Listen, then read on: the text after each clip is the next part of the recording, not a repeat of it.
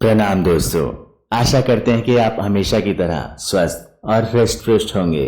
हम आज फिर से अपनी डिवाइन पीडिया फैमिली का स्वागत करते हैं अपने एक नई वीडियो के साथ। दोस्तों, आज हम बात करने जा रहे हैं भगवान विष्णु के 8वें अवतार यशोदा के कान्हा, देश दुनिया में सबसे अधिक प्रसिद्ध मुरली मनोहर कृष्णा जी के बारे में, जिन्होंने अपने अवतार के दौरान जितने भी कार्य किए वे भक्तों के लिए जीवन संदेश का काम करते हैं। वीडियो की शुरुआत करते हैं एक छोटे से कृष्ण मंत्र के साथ।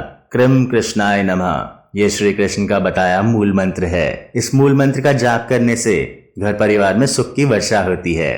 दोस्तों, जन्माष्टमी का पावन अवसर निकट ही है और आज हम आपको बताएंगे जन्माष्टमी से जुड़े कुछ किस्से, कहानियां और हिंदू पौराणिक कथाएं। साथ ही वीडियो में हम आपको बताएंगे इस साल कब जन्माष्टमी का शुभ मुहूर्त है और व्रत की विधि। कृष्ण जन्माष्टमी, जिसे जन्माष्टमी व गोकुल अष्टमी के रूप में भी जाना जाता है, इस दिन भगवान विष्णु ने कृष्ण रूप में अवतार लिया था। तभी से यह दिन कृष्ण जन्मोत्सव के रूप में मनाया जाता है। जन्माष्टमी का पर्व हिंदू धर्म में सबसे लोकप्रिय एवं प्रमुख भगवान श्री कृष्ण को समर्पित होता है, जो समूचे विश्व में अपने नटखट और चंचल स्वभाव से प्रसिद्ध हैं। इस दिन भगवान कृष्ण के बाल स्वरूप की पूजा होती है। जन्माष्टमी को हर साल देश भर में मनाया जाता है और समस्त कृष्ण भक्तों को इस दिन का बेसब्री से इंतजार रहता है।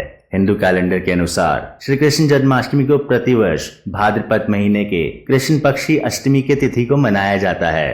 कृष्ण जी का जन्म मथुरा नगरी में दुष्ट राजा कंस के कारागृह में देवकी और वासुदेव की 8वीं संतान के रूप में हुआ था। कृष्ण जी का जन्म अर्धरात्रि को रोहिणी नक्षत्र में हुआ था। भारत में हर अन्य त्योहार की तरह जन्माष्टमी की उत्पत्ति एक प्रसिद्ध कथा कहानी से जुड़ी हुई है। मिथक के अनुसार एक समय था जब हिंदू देवता पृथ्वी की देवी भूमि देवी ने भगवान विष्णु से दुष्ट शासकों से छुटकारा पाने में मदद के लिए प्रार्थना की थी। उनमें से एक कंस था जो मथुरा में था। विष्णु ने भूमि देवी से वादा किया कि वह उन्हें और दूसरों को पीड़ा पहुंचाने वालों को नष्ट करने के लिए मानव रूप में पुनर्जन्म लेंगे।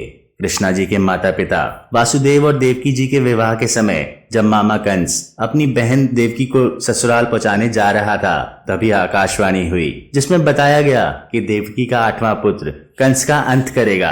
आकाशवाणी सुनने के बाद कंस क्रोध से भर गया और देवकी को मारने के लिए तैयार हो गया, ये सोचकर कि न देवकी होगी न उसका पुत्र।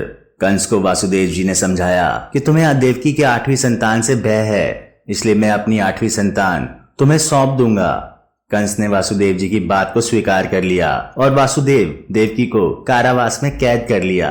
कंस ने देवकी के गर्भ से उत्पन्न सभी संतानों को निर्दयतापूर्ण मार दिया, परंतु उनके 8वीं संतान भगवान श्री कृष्ण का जन्म होते ही जेल की कोठरी दिव्य प्रकाश से जगमगा उठी। भगवान विष्णु ने अपने चतुर्भुज रूप में प्रकट होकर वासुदेव देवकी जी से कहा, आप मुझे तत्काल गोकुल के नंद के यहाँ पहुंचा दो और उनके यहाँ जन्मी कन्या को लेकर कंस को सौंप दो। वासुदेव जी ने बिल्कुल वैसा ही किया। कंस ने जब उस कन्या का वध करना चाहा, तब वह कन्या कंस के हाथ से छूटकर आकाश में उड़ गई और देवी का रूप धारण करके बोली कि मुझे मारने से तुझे क्या लाभ होगा, तेरा शत्रु और देवकी का 8वीं संतान को गोकुल पहुंचा दिया गया है। ये सारा दृश्य देखकर कंस भयभीत और व्याकुल हो गया, इसलिए उसने श्री कृष्ण की हत्या करने के लिए अनेक दैत्य भेजे। भगवान श्री कृष्ण ने अपनी शक्ति से सभी दैत्यों का संहार कर दिया। अंत में उन्होंने कंस का वध करके उग्रसेन को वापस राजगद्दी पर बिठाया। दोस्तों, इस वर्ष जन्माष्टमी की तिथि एवं मुहूर्त कुछ इस प्रकार है। इस साल अष्टमी तिथि का आरंभ 6 सितंबर को दोपहर 3:38 पर होगा और इसका समापन 7 सितंबर को शाम 4:15 पर हो जाएगा। ऐसे में जन्माष्टमी का व्रत 6 सितंबर को रखा जाएगा। जन्माष्टमी 7 सितंबर 2023 को है और निश्चिता पूजा का समय 12:02 सुबह से 12:48 सुबह तक है। जन्माष्टमी के दिन अष्टमी के व्रत से पूजा और नवमी के पारना से व्रत की समाप्ति होती है। जन्माष्टमी के दौरान देवकी जी के लिए प्रसूति गृह का निर्माण किया जाता है तथा इस सूती का गृह में सुंदर और कोमल बिछौना बिछा दिया जाता है। उस पर शुभ कलश की स्थापना की जाती है।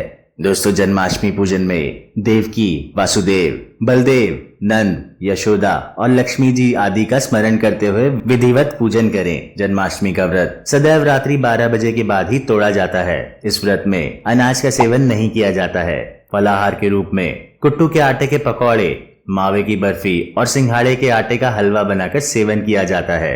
रात को भगवान श्री कृष्ण का जन्म होने के बाद प्रसाद ग्रहण किया जाता है और अगले दिन व्रत का पारण किया जाता है। मान्यता यह है कि जन्माष्टमी के दिन व्रत व पूजन करने से भगवान श्री कृष्ण का आशीर्वाद मिलता है और सभी मनोकामनाएं भी पूरी होती हैं।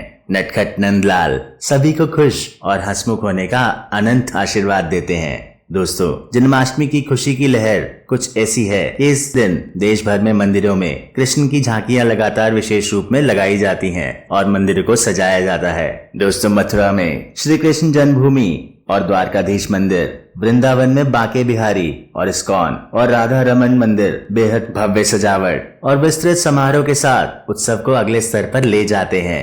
युगों युगों से भगवान श्री कृष्ण लोगों के दिलों में बसे हैं। बच्चों से लेकर बुजुर्गों तक उनकी महिमा से भली भांति परिचित हैं। इसलिए सिर्फ न देश में बल्कि विदेशों में भी उनके अनेकों भक्त हैं। बचपन से ही हम उनसे जुड़ी अनेक प्रसिद्ध कथाएं व गाथाओं को पढ़ते एवं सुनते आ रहे हैं।